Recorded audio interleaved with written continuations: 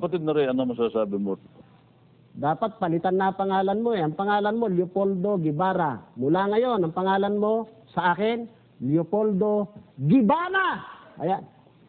Bilang paalaala, Renante, kung aayaw mo na mabulgar sa maraming mga tao, sa buong Pilipinas, kung sino ka, kung ano ang uri ng mga pinaggagawa mo, kaya kay tiniwalag sa iglesia, alam mo na ang dapat mong gawin. Eh di, subukan mo. At malalaman ng buong mundo naman, yung kabalbalang pinaggagawa nyo riyan. Subukan mo, sige. Ugaling baboy, ugaling aso. Ayan. Bobo!